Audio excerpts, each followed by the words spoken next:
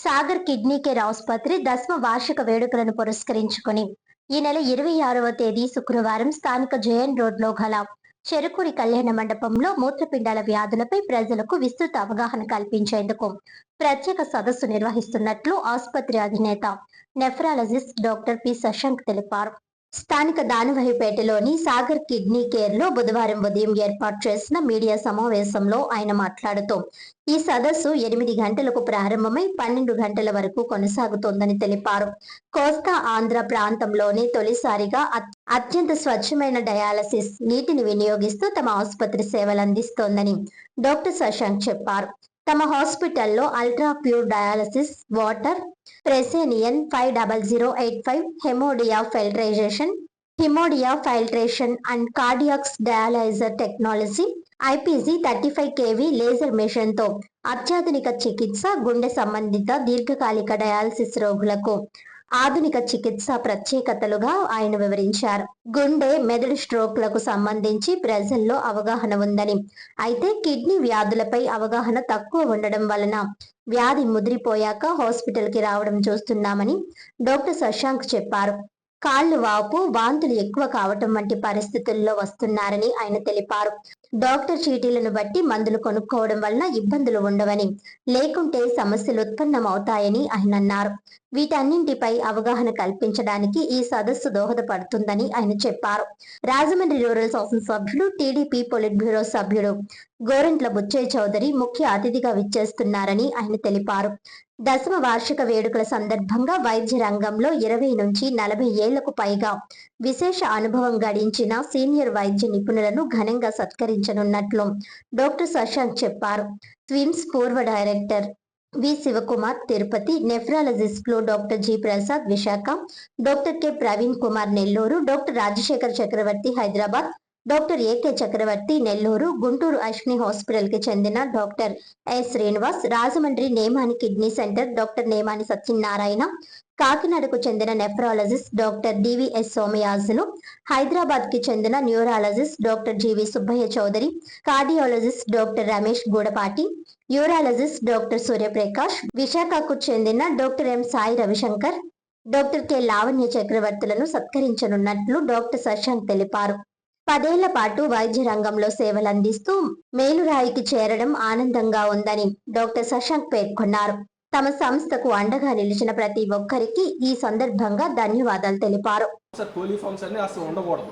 So దీన్ని equinox lab navy Mumbai ఇండియాలో top 5 ల్యాబొరేటరీస్లో water testing పంపించాం. ఆ కాపీస్ కూడా మీకు ఇస్తాం.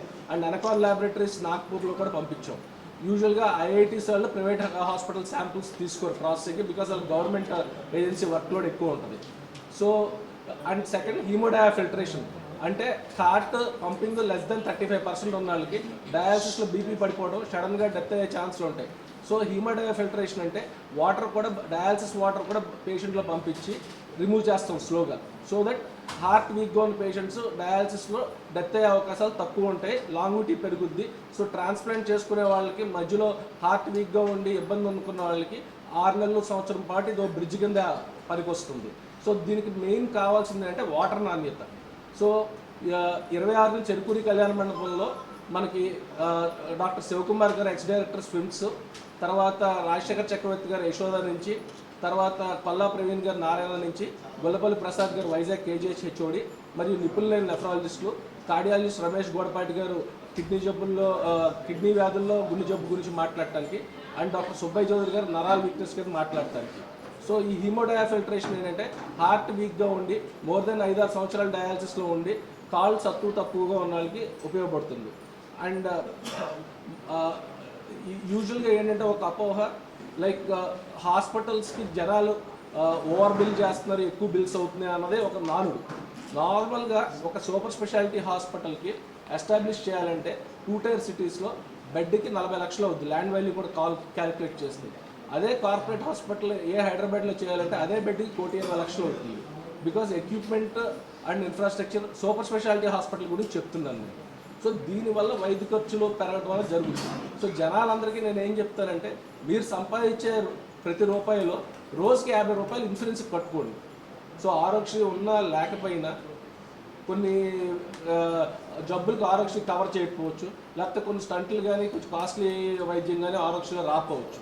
సో ఒక కప్ ఆఫ్ కాఫీ ఏదైతే మీరు తాగుతున్నారో, ఒక కుటుంబంలో ఒక వైఫ్ అండ్ హస్బెండ్కి కాఫీ ఖర్చు పెట్టేది హెల్త్ ఇన్సూరెన్స్ ఖర్చు పెట్టుకోవడం బెటర్. ఇప్పుడు నా హాస్పిటల్కి క్యాష్లెస్ లేదు, కానీ క్యాష్ కట్టుకున్న తర్వాత 30 రోజుల్లో అందరికీ రీఎంబర్స్ అయింది. ఎందుకు కారణం ఏంటంటే, మనం ఎవరన్నా పొరపాటున ఇన్సూరెన్స్ రిజెక్ట్ రాసినా మనం ఎందుకు చేసాం వైద్యం, ఆ వైద్యం తాలూకు ప్రూఫ్ని అటాచ్ చేసి పంపిస్తే ఏ ఇన్సూరెన్స్ కంపెనీ కూడా రిజెక్ట్ చేయడానికి లేదు. రిజెక్ట్ చేస్తే కన్జ్యూమర్ ఫామ్లో వాళ్ళని లీగల్గా లాగొచ్చు. మనం ట్రీట్మెంట్ న్యాయబద్ధంగా ఒక గైడ్ ఆధారిత పూరిత వైద్యం అయితే ఏ ఇన్సూరెన్స్ కంపెనీ కూడా రిజెక్ట్ చేసే అవకాశం లేదు. ఓకే, సో డాక్టర్గా మనం ఎందుకు రిజెక్ట్ అయిందని రాస్తే సరిపోదు. మనం ఏ వైద్యం ప్రకారం వాళ్ళకి డయాలసిస్ ఎందుకు చేసామో, జిఎఫ్ఆర్ తగ్గిన తర్వాత చేసామా, క్రియాటిన్ 6 తర్వాత చేసామా, లేకపోతే 2-3కే చేసామా అన్నది చూసుకుంటారు. సో వైద్యం ఆధారిత పరంగా చేస్తే ఇన్సూరెన్స్ రాకుండా లేదు. అండ్ మన హాస్పిటల్లో 9 ఏళ్ళ నుంచి నేను విలేజ్ డాక్టర్స్కి అగెనెస్ట్ కాదు, కానీ నాకు రెఫరల్ కానీ దళారీ వ్యవస్థ కానీ నేను నమ్మను. పేషెంట్కి హాస్పిటల్లో రాగానే రిసెప్షన్ మీద రేట్లు డిస్ప్లే చేయబడితే అది WHO నామ్స్ DMHO నామ్స్ ప్రకారం రన్ చేస్తుంది. సో ఇప్పటికి వచ్చి నేను ఎందుకు సపోర్ట్ చేయను అంటే, వైద్య ఆల్రెడీ కిడ్నీ జబ్బులు వచ్చిన వాళ్ళకి వైద్యమే ఎక్కువ ఖరీదు అవుతుంది. మళ్ళీ దళారీ వ్యవస్థలో అంతా డబ్బులు అయ్యేసరికి ఇంకా కాస్ట్ పెరుగుద్ది. సో నాకు మానసిక సంతృప్తి అనే పని నేను చేయను. ఓకే, సో విలేజ్ డాక్టర్స్ నేను తక్కువ పరచడం కాదు. సో వాళ్ళ దగ్గర ఉంచుకొని పెయిన్ కిల్లర్స్, స్టెరాయిడ్స్ ఇవ్వడం వల్ల పిల్లలు ఇదవుతున్నారు. సెకండ్ మోస్ట్ ఇంపార్టెంట్ యువతకి ఏంటంటే, జిమ్ చేసేటప్పుడు హెవీ జిమ్ అలవాటు లేకుండా ఒకేసారి చేయటం, స్టెరాయిడ్స్ తీసుకోవడం వల్ల మజిల్ బ్రేక్లోనే కిడ్నీలు గొట్టాలు ఫెయిల్ అవుతున్నాయి. ఓకే, అండ్ డ్రగ్ అడిక్షన్ వల్ల, స్మోకింగ్ వల్ల కూడా చాలా హార్మ్ఫుల్ ఉంది యూత్లో. సో ఇది నేను చెప్పదలుచుకున్న విషయం. సో జూన్ 26న చెరుకూరిలో పొద్దున్న 9:30 నుంచి 10:30 వరకు రావాల్సిందిగా కోరుకుంటున్నాను ప్రెస్ వాళ్ళందరినీ. అక్కడ ప్రముఖ డాక్టర్లందరూ కిడ్నీ జబ్బుల మీద అవగాహన కల్పిస్తారు. అండ్ ఒక 5-6 నిమిషాలు గోదావరి రివర్ వాటర్ ఎంత పొల్యూషన్ ఉంది, దాన్ని ఎంత శుద్ధి చేస్తే ఏ స్టేజ్కి తీసుకొస్తున్నామో, రానున్న రోజుల్లో దాని మీద చర్యలు తీసుకోకపోతే ఎలా మనం ఇబ్బంది పడాల్సి వస్తుంది, నడి రోడ్డు నుండి కూడా మనకి మంచినీరు వచ్చే అవకాశం లేకుండా పోతుంది.